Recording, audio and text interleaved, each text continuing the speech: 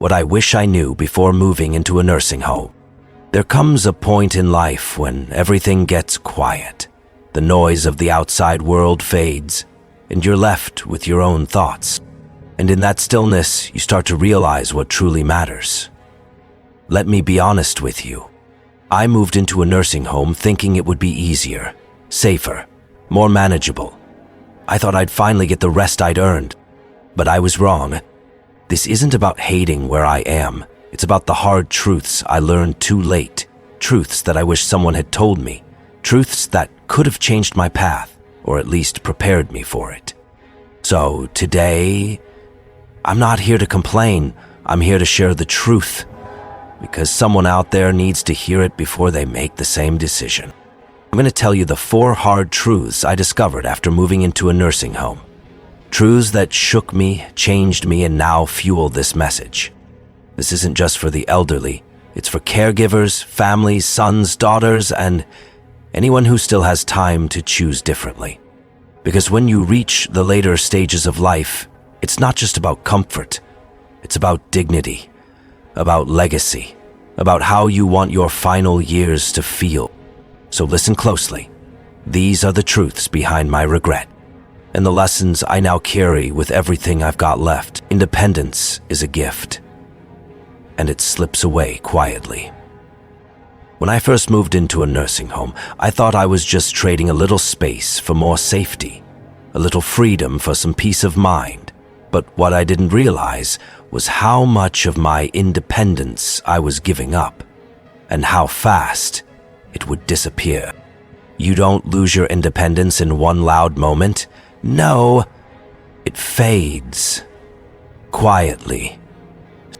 One decision at a time, one convenience at a time, until one day you look around and realize you don't make any choices for yourself anymore. What time you wake up? It's decided for you. What you eat, already planned. Want to go for a walk outside? You better ask someone. Want a little privacy? That depends. If someone needs to check on you again in 5 minutes. It's not cruelty, it's routine. It's a system designed for control, not freedom. And while that structure may help others, for me, it was a slow erasure of who I was.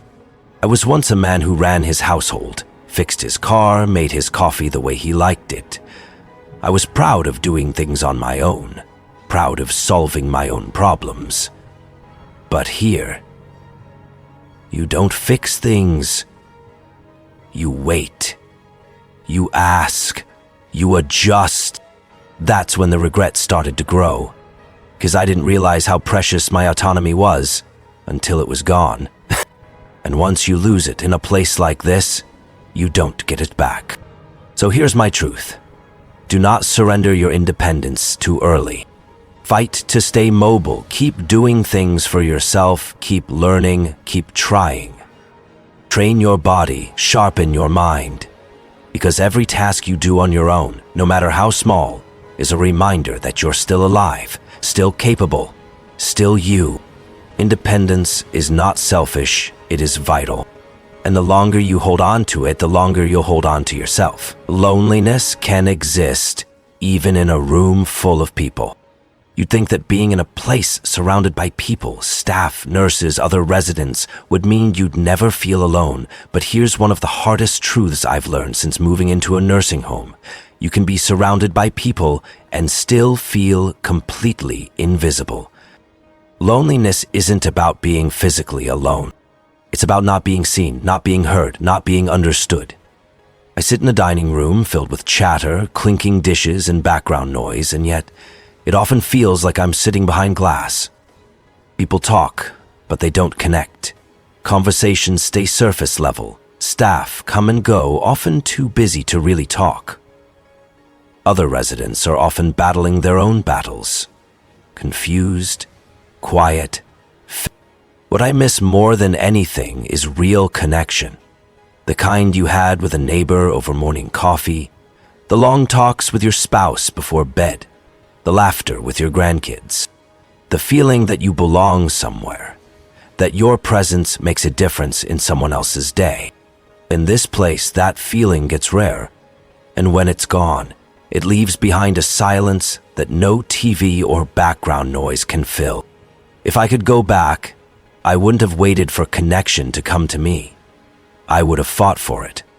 I would have made more calls, sent more letters, visited more friends, joined more groups, gone to more family dinners. Even when I felt tired. Because here's the truth, loneliness doesn't happen overnight. It creeps in slowly when you stop reaching out.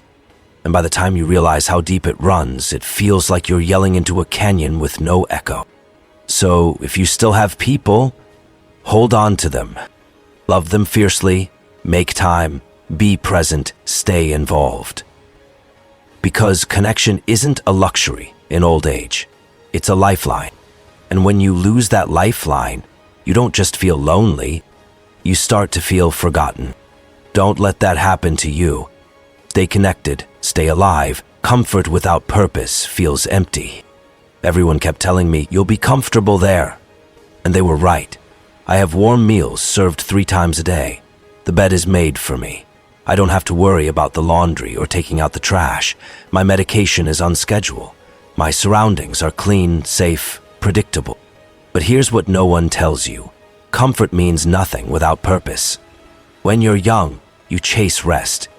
You dream of retirement, of slowing down.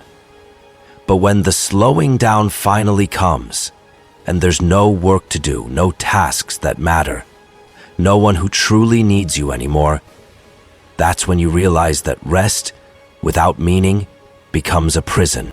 I used to be useful. I fixed things. I gave advice. I was involved in my family's life, in my community. Even the smallest tasks gave me a reason to get up in the morning. But now, every day is the same, predictable, easy, and slowly empty. You don't notice it at first. You tell yourself it's just part of aging. But then, the days start blending together. You lose track of what day it is. Not because of memory, but because nothing feels different. Nothing matters enough to mark time. That's when it hit me. I didn't need more comfort. I needed more purpose. A reason to wake up, a goal, someone to serve, a problem to solve. And here's what I want you to know. Don't wait until comfort robs you of meaning. You can have both. Yes, rest, yes, take care of your body, but never stop looking for ways to contribute, to give, to mentor, to create. Purpose doesn't need a paycheck, it needs presence. And even now, from this place, I've started writing letters again. Recording old stories, praying for people, trying to be useful in whatever way I can. Because without purpose, we don't live, we just last. And I want to do more than just last. So before you settle in too easy, ask yourself, what still sets your soul on fire? What can you still give to the world? That's where your real life still lives. If you don't plan for the end, someone else will. This is the hardest truth of all, one that stings deeper than I expected. If you don't plan for how you want your final years to look, someone else will. And when that happens, it might not reflect who you are or who you ever wanted to be. You see, I never really talked about aging. I avoided the conversations, brushed them off. I'm still doing fine, I'd say. I'll deal with that later. But later came faster than I thought. My health dipped, my energy dropped, and suddenly decisions had to be made fast. And because I didn't plan, others did. My family meant well, they wanted to protect me, but they didn't really know what I wanted. How could they? I'd never told them. So papers were signed, doctors stepped in, a room was arranged, and before I could catch my breath, I was in a nursing home with routines I didn't choose and a future I hadn't shaped. That's my regret, not that people helped me, but that I wasn't ready to lead the way. That I didn't speak up while my voice still had strength. Now I want you to hear this from me, not from a brochure or a lawyer. Start planning now. Not just the practical things like wills, finances, or medical preferences. Those matter, yes, but plan for how you want to live, where you want to age, who you want near you, what kind of care you do or do not want, what dignity means to you. Talk about it with your children. Write it down. Make it clear. Because silence becomes confusion. And confusion leads to control. Control handed over to people who may never fully understand your heart. You deserve to age on your terms, with clarity, with dignity, with choices that reflect your values. If you wait too long, those choices disappear. So please, from someone who knows, plan while you still can, speak while you still have breath, lead your final chapter. Don't let it be written for you. So there you have it. 4 hard truths. 4 painful lessons I wish I had learned before I stepped into this room and gave up the life I once led. This isn't about blaming anyone. This is about awakening. Because aging doesn't begin when your body weakens. It begins the moment you stop taking responsibility for how you want to live. Independence, connection, purpose, planning. These aren't luxuries. These are lifelines. And once they're gone, it's hard, sometimes impossible, to get them back. But here's the good news. If you're watching this, it's not too late. You still have time to strengthen your independence, to reach out and deepen your connections, to build a life around purpose, not just comfort, and to plan your future before someone else does it for you. Let my regrets become your warning and your motivation. You don't have to end up in a place you never wanted to be. You have more control than you think. You have more power than you realize. But only if you act now. While your mind is clear, your voice is strong, and your choices are still your own. Don't wait for the system to decide your fate.